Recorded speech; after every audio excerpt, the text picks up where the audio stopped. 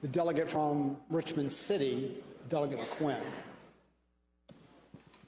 Thank you, Mr. Speaker. I rise for a point of personal privilege. Delegate has the floor. Thank you, Mr. Speaker. Mr. Speaker and members of the House, I rise today to focus on, once again, a time in Black history.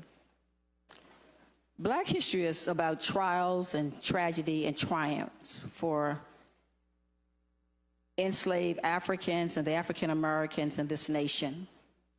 Our journey has been like a roller coaster, encapsulated by highs and lows, twists and turns, periods of great darkness filled with trials and tragedy, but also periods of brilliant light, reflecting countless triumphs over heartbreaking obstacles. I've always been intrigued with those symbols of darkness and light, of trials, tribulations, and triumph. But it was the inquisitive nature and sharp observance of my then 4-year-old granddaughter who saw one of the iconic VCU buildings that was erected and began to question me about the building. That day, I learned a very valuable lesson about symbolism.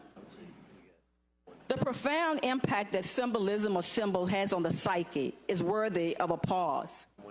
So I pause today to talk about symbolism and images and in terminology as it relates to Black history.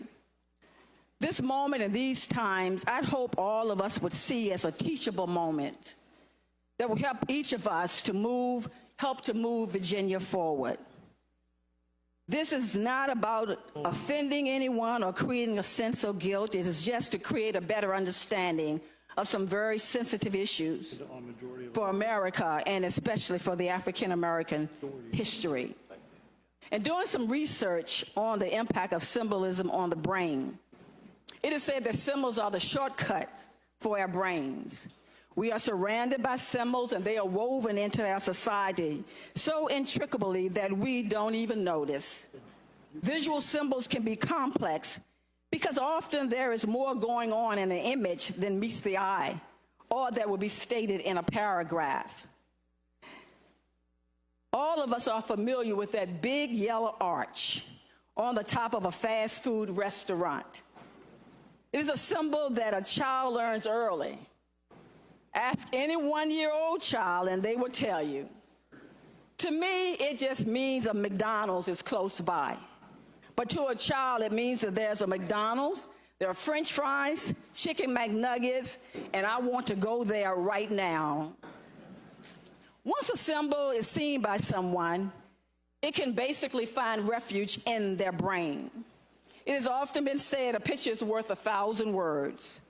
Symbols can be served as a virtual time machine, instantly transporting the person back to the time and place where the symbol was first created, and bringing them back to mind the vast richness or pain, hurt or trauma, and definition that that symbol represented. So, Mr. Speaker and colleagues, over the past few weeks, many of us have had to relive a tumultuous time as it relates to knowledge and pain. While others may have had to relive conversations that parents and grandparents had with them about racially challenging moments in time. There are some symbols that are embedded on the hard drive of our minds. Every now and then, these symbols and their messages suddenly resurface, just as if it had been transported in a time machine. It resurfaced with the Charlottesville riot. It resurfaced every time Donald Trump says there are good people on both sides. It resurfaced every time an African-American life is snatched away because they are Black, like the situation in South Carolina at Mother Emanuel Methodist Church. So here are a few symbols that are still traumatizing for African Americans. The symbol of KKK, the white hood and robe uniform and a cross burning. It is quite traumatizing. Whether there is a symbol in a book, in the backwoods of a little town, or on Darbytown Road, they were traumatizing for the African American communities across the South. And although the cross burning dates back to the medieval Europe, when Scottish clansmen would set fire to hillsides as a statement of military defiance, the actual burning of the cross by men in white hoods and robes was introduced into the African-American community as a form of domestic terrorism. Mr. Speaker, we would never forget the symbol of a cross burning, the symbol of a noose. I had the unfortunate situation to see one firsthand hanging from a tree on the slave trail.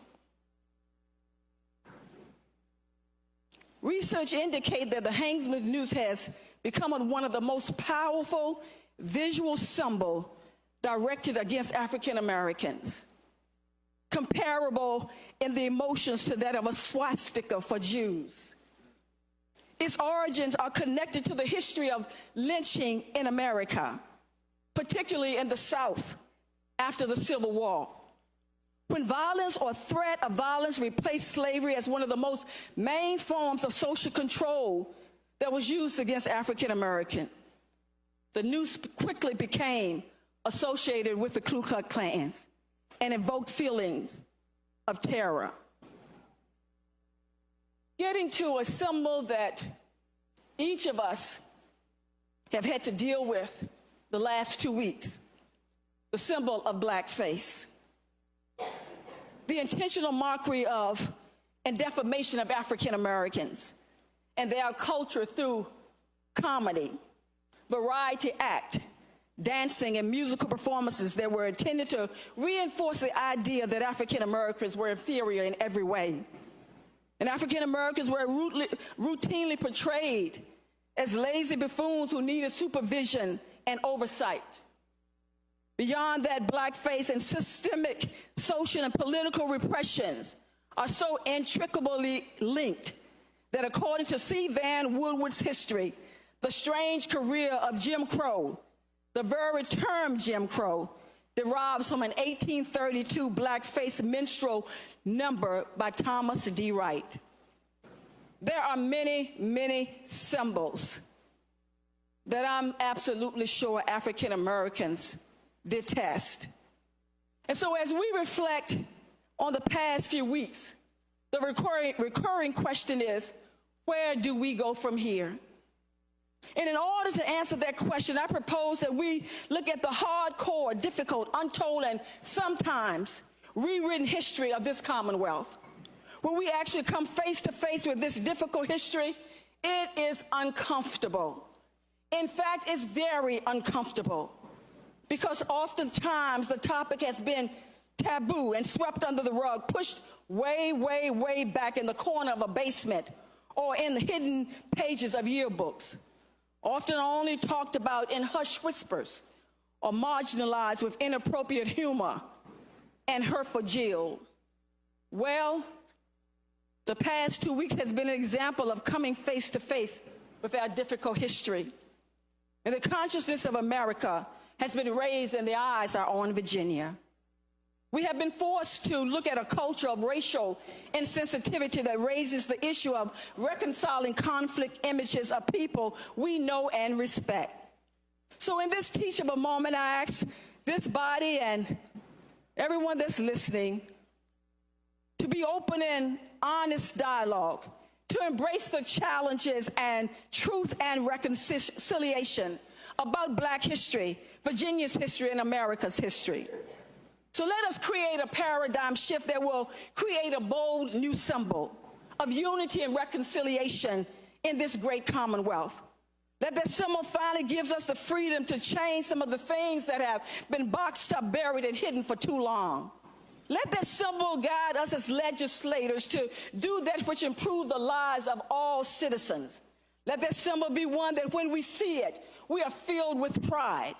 Let that symbol be one of a second chance for us to get it right and to live up to the true beauty of democracy.